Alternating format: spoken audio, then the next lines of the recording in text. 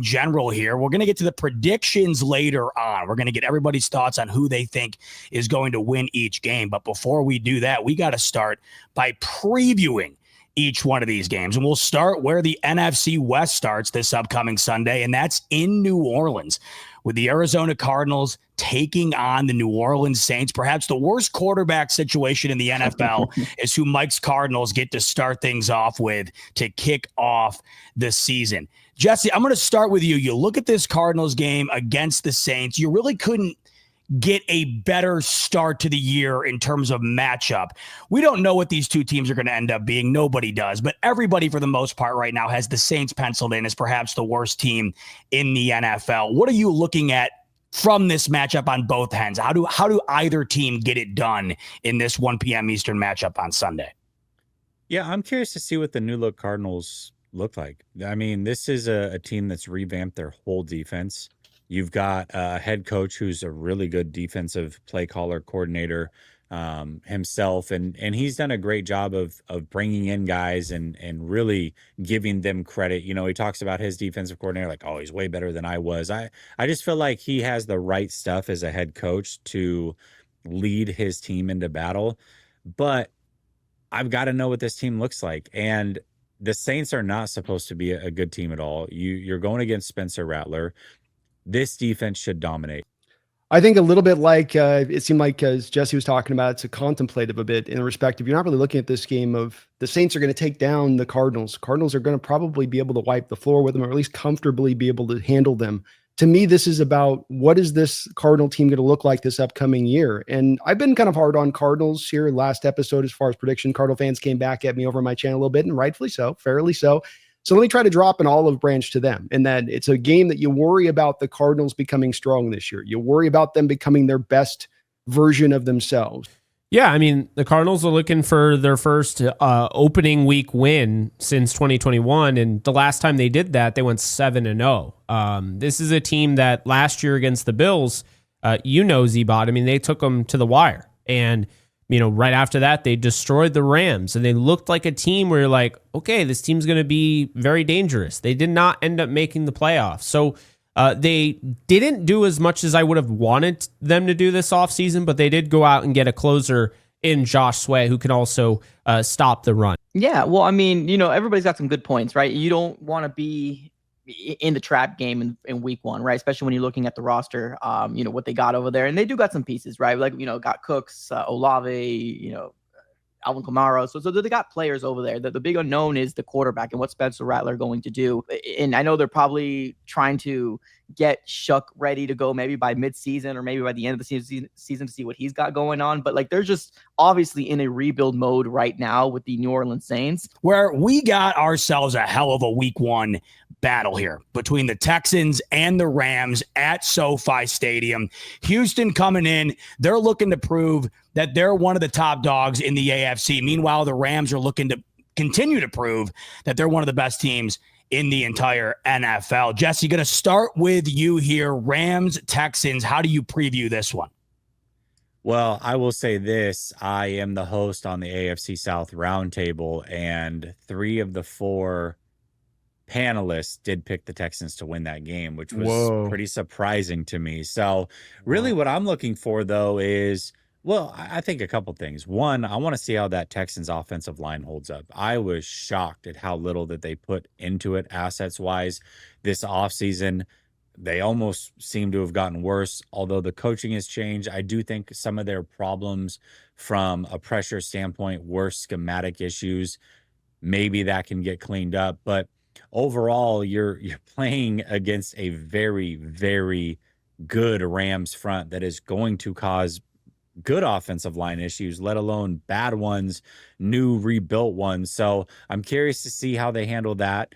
I tell you, Z-Bot, I'm fed up. I'm fed up and I don't want to take it anymore. What is wrong with these NFL teams getting these great, ultra-talented quarterbacks, and then they give them this crap-tastic offensive line, and you can feel them purposely do it? Not that it happens by accident, not by a myriad of injuries, but by almost them tactically choosing to make it so. And that seems to be the case of this Texas offensive line, as it appears to have even gotten worse than it was last season. And it was a horror show last offseason. Remember the narrative we talked about on this channel at that time which was, CJ Stroud, sophomore slump. Is CJ maybe not the real goods? Is he suddenly now just a shell of himself? And no, look at that offensive line. Watch the game in and game out what they're doing. They're not creating holes in the run game, and they're certainly not pass protecting. Yeah, the thing about going third, right, is I echo what Brandon and Jesse both said. I mean, this is going to be a fascinating, exciting matchup here to start the season for the Rams and the Texans. I'm a little shocked that it did go, 3-1 when it comes down to the Texans winning over the Rams. But I mean, when it really comes down to this, something I guess that they didn't mention, I'm actually more excited to see what these wide receivers are going to do. I mean, obviously Nico Collins, they completely I'm not saying upgraded, but they changed it, right? Like obviously Tank Dell's still recovering. You got Christian Kirk, you brought in Jaden Higgins, as well as was it Jalen Knoll as well. So I'm kind of curious to figure out if CJ Stroud is going to be able to use those weapons. But let's be real, the offensive line needs to hold up, and we do got really good defenses on both sides of the ball when it comes down to it. And I am curious to see what Nick Chubb's going to be able to do, right?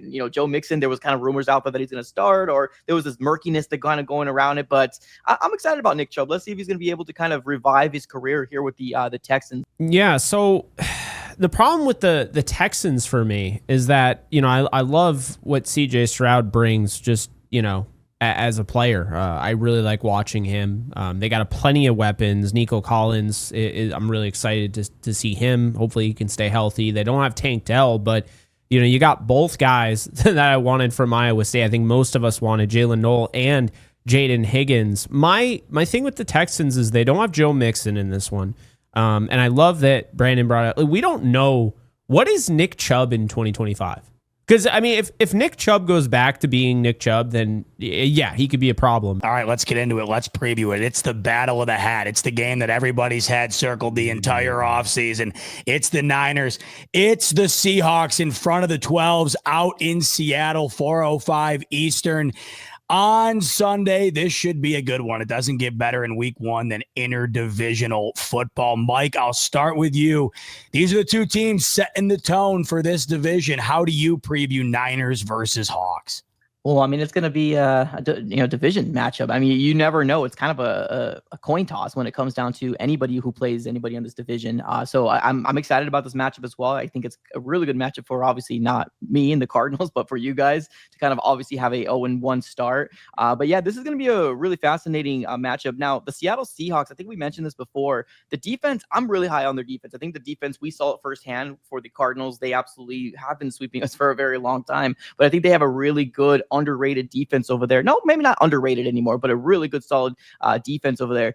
Well, when in doubt, you go with the team that's at home, right? So I'm going to go with the Seahawks. I really like the Seahawks in this one. And look, I wouldn't be surprised if this is a really close game, comes down to the wire. These two teams obviously hate each other, just like any team in this division. But I think it's going to come down to the fact that Seattle is willing to play more of a managed style game. They're not going to have Sam Darnold throwing 50 times in this one. So I think, we're going to see them be able to run the football with that, improved offensive line. I think that defense looks really good. I think this is going to be a close matchup. And I do think that these kind of division matchups are just this way in general terms more often than not when you got a pretty balanced field as far as the injury concern goes. Getting Juwan Jennings back late is going to help the Niners because I think that would change the complexity of this game in a major way. I would not trust that receiving core to even get through this game as it stood. Already down Ayuk, already know Deebo Samuel. Yeah, Kittle can still be effective in what he does. Yeah, Christian McCaffrey, you can lean on him heavily, and we know Lyle likes to lean on McCaffrey, doesn't he? Ride that horse.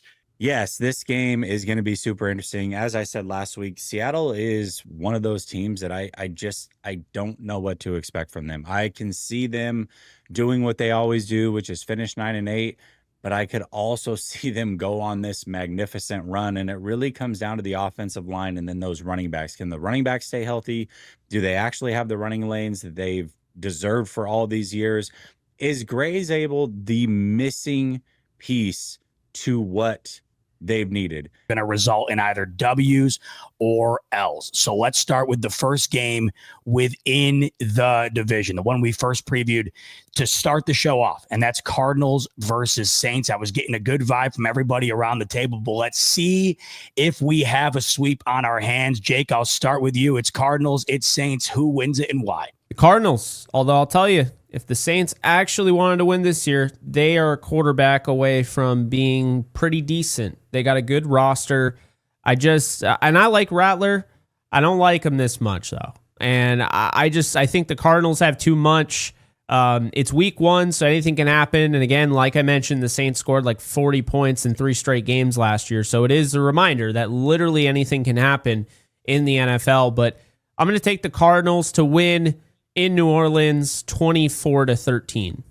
I think that there's definitely still a potential, as Jake said, that there's a dangerousness to the Saints in the respect of last year. They started out so hot because they were so healthy, partly because you had Kubiak, who we now have, which you no longer have. But I think this just comes down to me, I feel like Kellen Moore kind of fell into this job because the Saints didn't have any real better options. And I feel like they've kind of fallen into Rattler's the starting quarterback because Schock wasn't able to do it and they didn't have better options. And that's at the end of the day going to carry the day in this particular matchup. Cardinals win running away 27-13. Well, I hate to completely agree with Brandon, who I obviously disagree on our matchup on, but I have the same exact score, 27-13. I think the Cardinals win this one easily. Again, their defense is going to show up. That defensive line is going to give the Saints offensive line fits. And that's what's interesting about the Saints is they used to have one of the better offensive lines in football, and everybody like left or retired early on them. It's just not a good offensive line anymore. And that defensive front is going to run wild. So I think that Spencer Rattler is going to be in for some trouble. There might even be a defensive score there. And 27-13, I don't know if you watch the flow of the game, I don't think it'll even feel that close, but I expect that the Cardinals win this one pretty handily. Yeah, I mean, when you're looking at this matchup here, that the Cardinals should be running away with this game. I mean, I would love to see a 2-touchdown win from the Arizona Cardinals. That's exactly what they need to do. They need to go to New Orleans and take their lunch money. That's exactly what they need to do. So, I mean, I see the exact same way. I mean, I think James Conner is going to have himself a game. I feel like the Cardinals are going to use this game, obviously the very first game of the season, but an opportunity to get this offense the reps that they probably should have gotten a little bit more in preseason, but now it matters, right? These are the reps that are going to really matter. We got to get the connection down with, Marvin Harrison Jr. down to that 100% or at least the 90% mark. Because I think right now they're probably around the 82, 85%. Like there's still the, little bit miscommunication here and there. But I think the Cardinals are going to absolutely run away with this game. I'm going to say 31-13. Okay, well, now let's get into that really exciting outer conference battle here. Texans Rams, really one of the better games on the slate. And like I mentioned earlier, has a really good chance to set the tone in terms of the conferences here, because both of these teams are going to be vying for the top of it at some point throughout the season.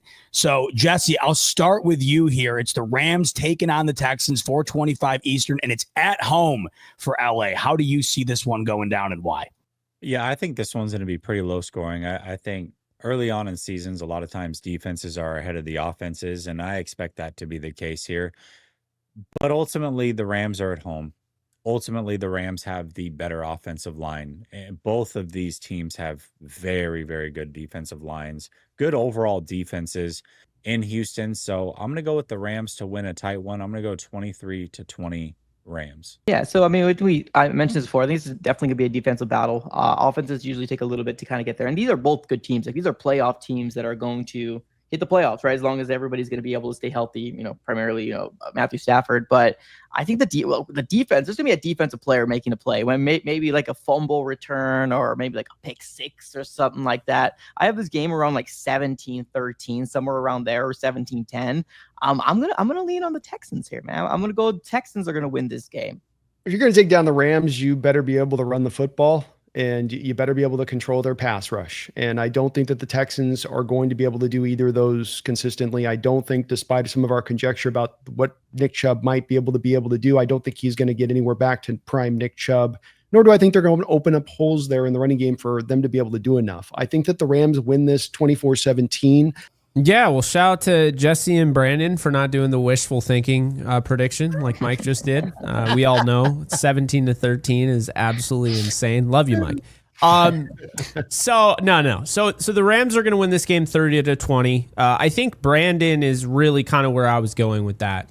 Is that I think this is going to be Like it's a good game, but I think the Rams are going to control this game. Check marks for the Rams. Once again, Mike, the lone wolf. We'll see who ends up getting that one right next week when we talk about what went down in week 1. All right, it's time to put our hats where our mouths are, folks. It's the battle of the hat, and it's time to predict who's going to be wearing the other team's colors when this one is finished. We have the Niners. We have the Seahawks in week 1 this upcoming Sunday. Mike, going to start with you. Who wins this interdivision battle on Sunday afternoon?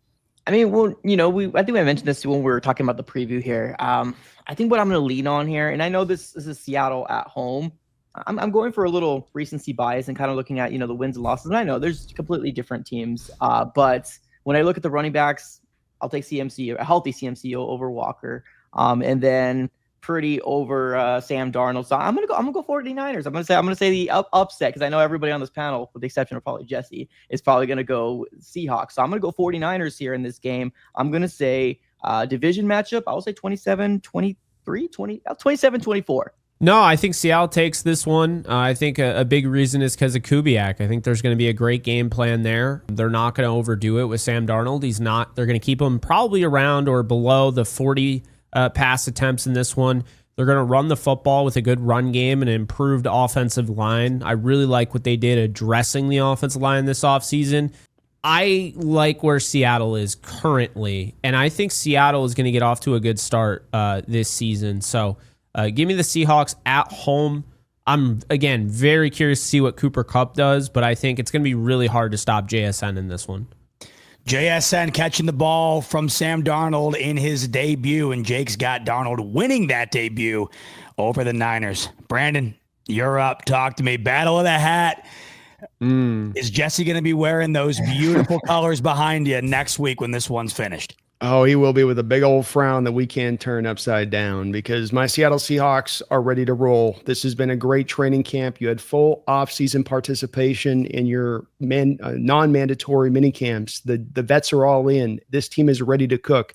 Niners on the other side, the vibes are not good. And if you are pro-Niner here, you're kind of saying not only the Niners a little bit better than the Seahawks, but they can lose Jarius Ward. They can lose Hufanga. They can lose Dre Greenlaw. They can start basically 3 rookies on the defensive line out there. They can lose Brandon Ayuk. They can have Jawan Jennings come back a week before the start of the first game to just start practicing, and McCaffrey at his age with his mileage still to be as strong as ever. But I think my Seahawks are going to take it on the back of a 20-13 win here. Yeah, I'm not wearing a Seahawks hat. That's not going to happen. So not too worried about that part. But no, listen, when I made this bet and when I looked at the season schedule, I had the 49ers sweeping the Seahawks.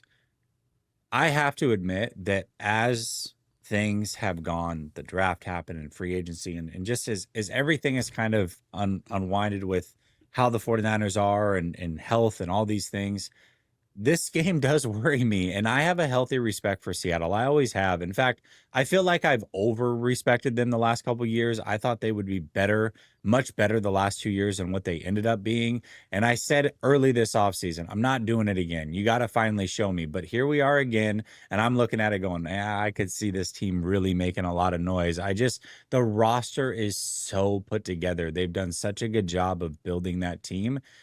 Quarterback's going to have to make a play. And I trust Brock Purdy to do that more than I do Sam Darnold. I think it's going to be extremely close. I think it's going to be very low scoring. I'm going 17-16 Niners.